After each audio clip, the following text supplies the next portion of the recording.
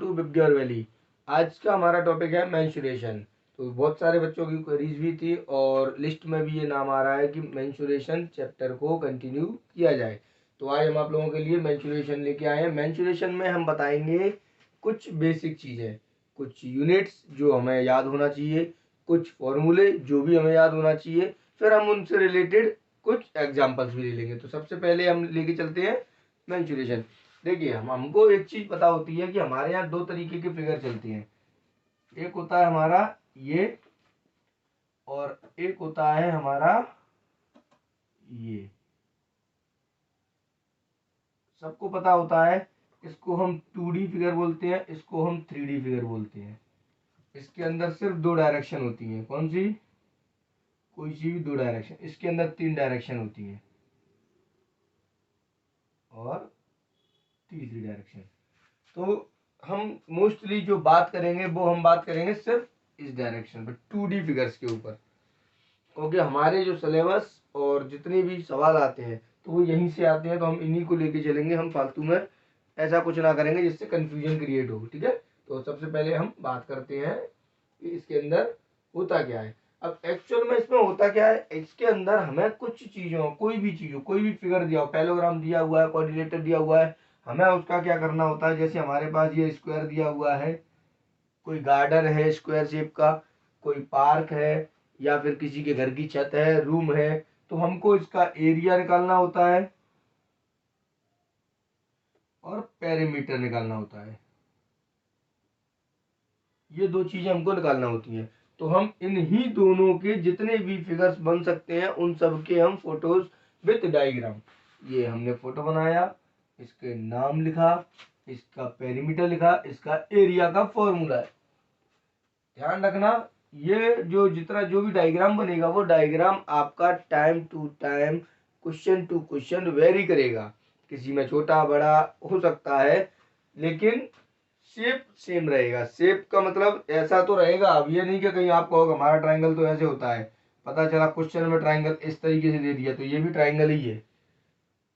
अब इससे पीछे की हमने कई बार बात करी है या आप लोगों ने पढ़ा भी है कि ट्राइंगल कितने तरीके के होते हैं। भाई ट्राइंगल हमारा इक्विलेटरल होता है, स्केलन होता है, आइसोस्केलन होता है, और रेक्टेंगल ट्राइंगल भी होता है, स्क्वायर भी। स्क्वायर हमारा एक अलग फिगर है, रेक्टेंगल भी एक अलग फिगर। तो हमें इन चीज़ों की जानकारी पहले से है। मैं ऐसा मान के चलता हूँ कि सारे के सारे बच्चे होशियार हैं तो उनको ये चीज़ की जानकारी है। तो अपन यहाँ पर इन्हीं की डायरेक्ट बात करते हैं, और अगर जिनको जानकारी नहीं है तो उनके लिए दूसरा वीडियोज अवेलेबल है, आप उन पे जाके हमारा देख सकते हो कि ये ट्राइंगल क्या होता है, स्क्वायर क्या होता है, ओवल क्या होता है, सर्कल क्या होता है, स्पेयर क्या होता है, जो भी होते हैं। तो आज हम बात करते हैं अपने मेंस्ट्रुएशन के टॉपिक पर। सीधा हम यहीं पे अपनी टॉपिक को शुरू करते हैं, फॉर्मूले लिखते हैं। तो मैं आप लोगों के लिए एक लिस्ट बना देता हूँ, शायद इस पर पूरी लिस्ट आ ना पाए तो मैं एक लिस्ट बनाऊंगा, उसको आप नोट कर लेना, मैं उसको समझाता हूँ, साथ ही साथ मैं आगे लिस्ट भी बनाता जाऊंगा। ठीक है दोस्तों? ठीक है दोस्तों, तो ये है हमारा स्केलन ट्राइंगल। अब स्केलन ट्राइंगल को ये मत कह देना कोई क्यों दिख ही नहीं रहा है, तो मैं यहाँ एक और बना देता हूँ स्केलन ट्राइंगल। स्केलन ट्राइंगल हमको पता होता है कैसा होता है, जिसकी तीनों साइडें अलग अलग होती हैं। तो ये है हमारी ए साइड, ये है बी साइड, ये है सी साइड। किसी को ए बी सी अच्छा नहीं लगे तो अपनी मर्जी के नाम दे लेना। इसका क्या होता है, जितनी ये सराउंडिंग जगह कवर करेगा तो उसका पेरीमीटर, और जो ये प्रॉपर एरिया कवर कर रहा है, जितना एरिया ये घिर के चल रहा है, वो हो गया आपका एरिया। तो इसका पेरीमीटर निकालने का फॉर्मूला ए प्लस बी प्लस सी होता है। और एक चीज और मैं बता दूं, इसका बेसिक यूनिवर्सल फॉर्मूला ये होता है सम ऑफ ऑल साइड। किसी भी फिगर का अगर आपको, यहाँ तो ये इसमें है लेकिन मैं आगे के लिए भी अभी बता देता हूँ, किसी भी फिगर में किसी भी तरीके का डायग्राम हो, अगर उसमें पेरीमीटर पूछ लिया तो आपको करना ये है, अगर आप फॉर्मूला याद है तो मच बेटर, अगर याद नहीं है तो इमरजेंसी में आप इसमें सम ऑफ ऑल साइड लगा के भी काम चला सकते हो, क्योंकि पेरीमीटर निकलता ही जब है जब चारों साइड हो, 4 5 2 10 जितनी भी साइड है वो सबको ऐड कर लिया जाए। दूसरा, इसके दो फॉर्मूले, एक फॉर्मूला होता है हमारा A B C, A plus B plus C, दूसरा होता है हमारा सम ऑफ ऑल साइड। ये तो हो गए पेरीमीटर। ठीक है, इसके बाद आता है एरिया। तो एरिया क्या होता है, द एरिया होता है इसका एस अंडर रूट के अंदर, ये जो निशान होता है इसको अंडर रूट बोला जाता है, रूट के निशान के अंदर एस ब्रैकेट में S minus A, S minus B, S minus C, यहाँ पर एस का मल्टीप्लाई हो रहा है। ठीक है, अब ये एस क्या, तो एस हमारा जो है A plus B plus C by 2। अब साइडें हमको सवाल में दी रहती हैं, तो उससे हमारा एस निकलेगा, एस से हमारा एरिया निकलेगा। ये फॉर्मूला आपको याद रखना है। अब मैं आपको एक और चीज बता दूं, फिर कभी किसी और वीडियो में हम इस पर प्रॉपर तरीके से डिटेल में बात करेंगे, लेकिन अभी के लिए मैं आपको बता दूं, इस पूरे फॉर्मूले को हेरॉन्स फॉर्मूला भी बोला जाता है।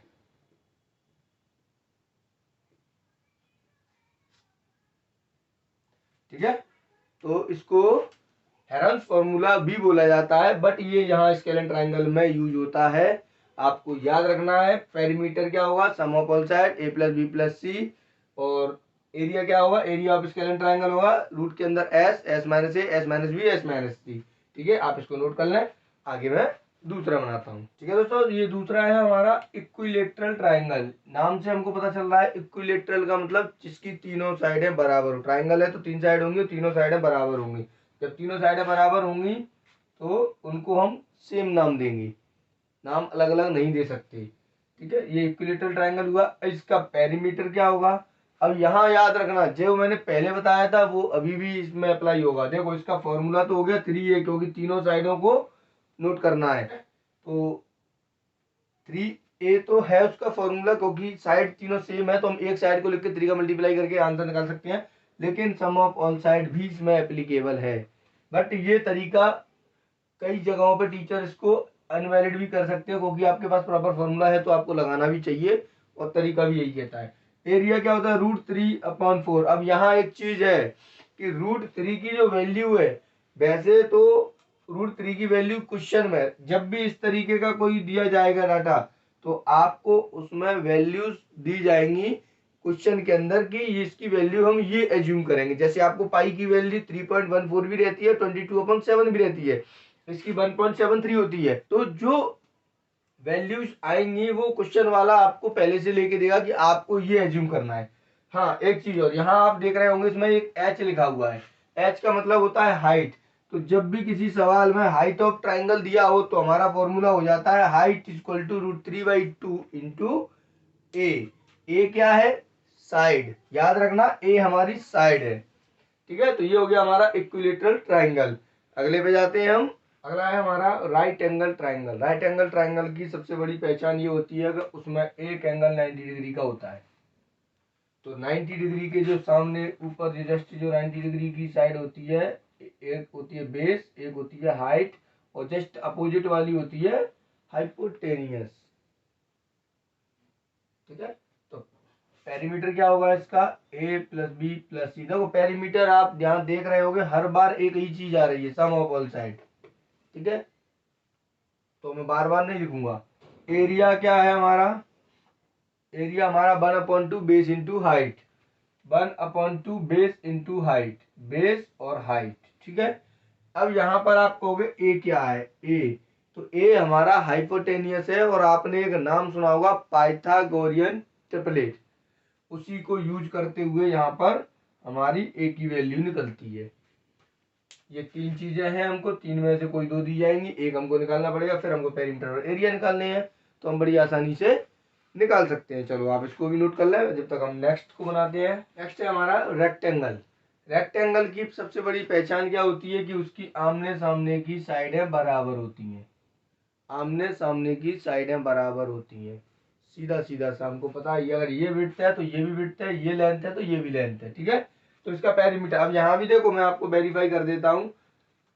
ये लिखा हुआ है 2 इंटू एल प्लस बी। अगर मैं इसमें लेंथ प्लस विड्थ कर दूं तो देखो 2 L हो गए और 2 विड्थ हो गए, 2L प्लस बी। आ गया हमारा फॉर्मूला लौट के, सम ऑफ ऑल साइड। ये सम ऑफ ऑल साइड है, ये हमारा फॉर्मूला है जो आपको याद रखना है। ये आपकी सहूलियत के लिए, नहीं तो आपको फालतू में खामखा इतना लंबा चौड़ा कैलकुलेशन करना पड़ेगा, तो उसके लिए रहता है, बाकी कुछ अलग नहीं है। ये विड्थ है तो ये भी विड्थ है, ये लेंथ है तो ये भी लेंथ है। ठीक है, ये हो गया हमारा पेरीमीटर, और इसका एरिया होता है लेंथ इंटू विड्थ। मैं ये शॉर्ट में नाम लिख रहा हूँ, यहाँ पर एल क्या है, लेंथ, और विड्थ भी क्या है, विड्थ। ठीक है, हाँ एक चीज और, यहाँ एक नाम दिख रहा है हमको डायगोनल। ये जो डायगोनल जो दिख रहा है बीच में, ये डायगोनल क्या है, ये विकर्ण होता है। ये आमने सामने के एंगल्स को या वर्टेक्स को मिलाता है। तो उन वर्टेक्स को हमने यहाँ पर ये फॉर्मूला आपको, अब यहाँ देखो, ये ध्यान से अगर देखोगे तो आपको पता चल जाएगा एल स्क्वायर और बी स्क्वायर। अगर हम देखें तो ये एक राइट एंगल ट्राइंगल बन रहा है, इस साइड वाला देखें तो ये भी एक राइट एंगल ट्राइंगल बन रहा है। तो रूट के अंदर हमने ये डी की वैल्यू निकल आएगी, हमको लेंथ दी है, विड्थ दी है, डायगोनल आसानी से निकल आएगा पाइथागोरस ट्रिपलेन से। ठीक है, तो ये हो गया हमारा रेक्टेंगल। नेक्स्ट है हमारा स्क्वायर। स्क्वायर का देखो, जैसे रेक्टेंगल था वैसे ही स्क्वायर भी है, सिर्फ इसमें क्या होता है जिसकी चारों साइड है सेम हो जाती है। तो वही यहाँ पर है। पेरीमीटर क्या होगा, 4 साइडें हैं तो 4 इंटू साइड, हम यहाँ साइड को ए लेके चल रहे हैं इसलिए 4a। अगर आप नहीं है तो आप ये भी लिख सकते हो 4 इंटू साइड। अब साइड की जगह पे आप क्या नामकरण करोगे वो आपकी मर्जी है, जो पसंद आता है वो लिख लो, जिससे याद रखने में आसानी रहे। एरिया का हो गया साइड इंटू साइड, जिसको हम यहाँ ए लेके चल रहे हैं साइड को, इसलिए ए स्क्वायर किया। यहाँ डायगोनल भी है, देखो यहाँ डायगोनल है तो यहाँ भी तो एक 90 डिग्री का एंगल बनेगा, क्योंकि स्क्वायर बनता ही जब है जब दो, एक उसमें चारों जो एंगल्स हैं वो चारों एंगल्स हमारे 90 डिग्री का एंगल बना रहे होते हैं, चारों साइडें भी बराबर होती हैं, तब कहीं जाके वो बनता है। तो ये डायगोनल का हो गया डी √2a। √2 की वैल्यू डिपेंड करता है, आपको क्वेश्चन में भी दी जाएगी, ना तो कुछ बेसिक होती है वो आपको करनी पड़ेगी।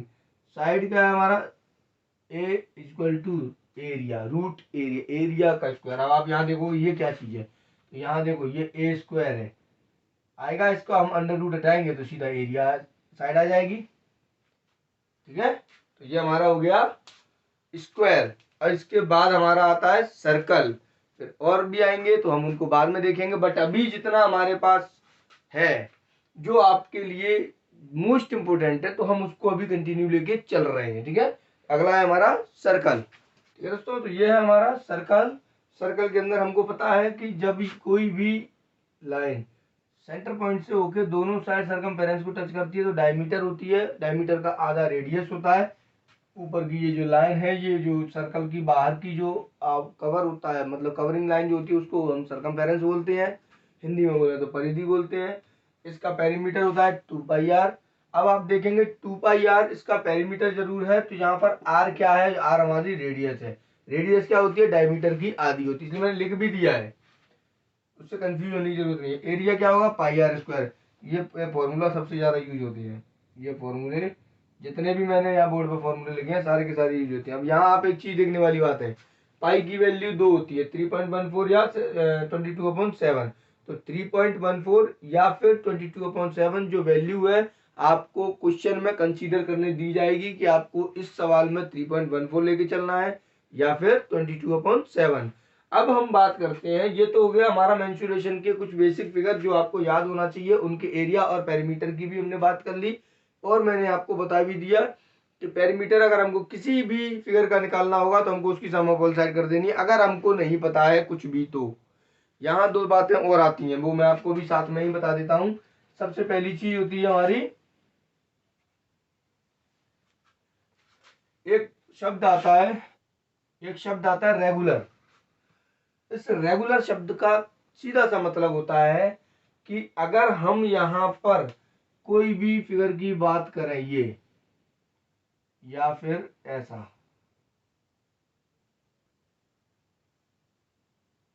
दिखने में ये थोड़ा लग रहा होगा आड़ा टेढ़ा सा, लेकिन मैं आपको बता दूं ये 8 साइड वाला है, ये 4 साइड वाला है। अगर यहाँ पर रेगुलर बोल दिया गया तो रेगुलर का मतलब ये होता है कि जितनी भी साइडें दी जाएंगी सारी की सारी एक जैसी है, मतलब सेम है।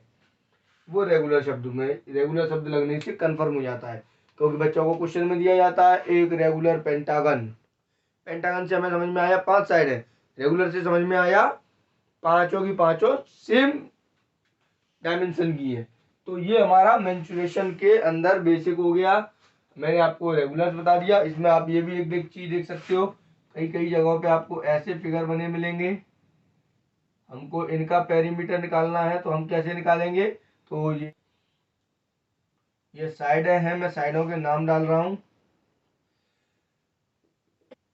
इतनी साइडें हैं। हमको जब भी पेरीमीटर की बात आए, देखो एरिया की बात आएगी तो हमको इनको इस तरीके से कंफर्म का मतलब इनका एक डेफिनेट फिगर बना लेंगे, शेप ले लेंगे, उस शेप से हम इनका यूज करके एरिया निकाल पाएंगे, बाद में सारे एरिया को ऐड कर देंगे। लेकिन जब पेरीमीटर की बात आती है तो इसकी जो आउटर रिंग है, ये जो आउटर कवर है जिस पर मैं ये मार्कर चला के बता रहा हूँ आपको, इन सबको जोड़ देंगे और हमारा पेरीमीटर आ जाएगा।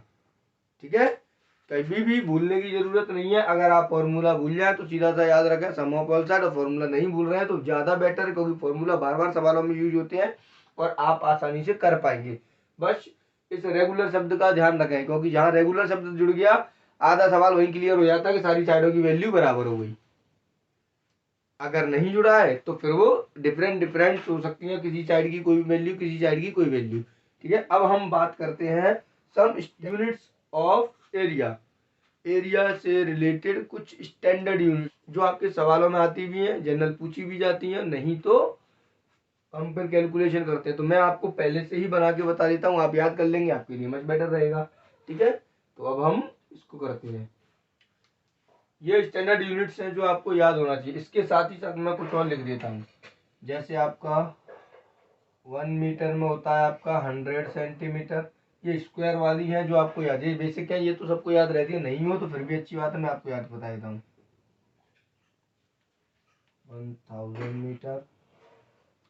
ठीक है, अगर हमको 1 सेंटीमीटर की चाहिए हो तो 1/100 मीटर। अगर हमको 1 मीटर की चाहिए और किलोमीटर में चाहिए तो 1000 किलोमीटर। ठीक है, आपको जो है ये बेसिक यूनिट्स है, आप इनको नोट करके रखें, याद करके रखें। नेक्स्ट वीडियो में हम इनसे जुड़े हुए रिलेटेड एग्जांपल्स को लेंगे तो आपका पूरा का पूरा मेंसुरेशन ही क्लियर हो जाएगा। ठीक है दोस्तों, अब तक के अभी तक के लिए धन्यवाद, और आगे के वीडियो में कंटिन्यू करेंगे हम इससे आगे का पार्ट। Thank you.